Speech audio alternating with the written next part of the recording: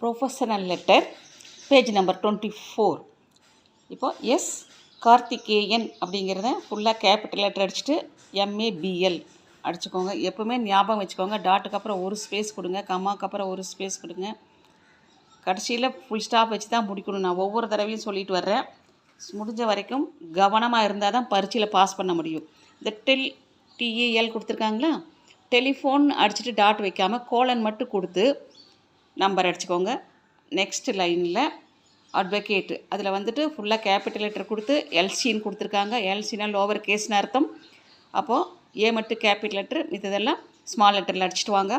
Next இந்த right சைடில் 7 ஃபெனாமரம் street அடிச்சுட்டு கமா மட்டும் கொடுங்க. ஸ்ட்ரீட் எக்ஸ்பேண்ட் பண்ணி அடிங்க.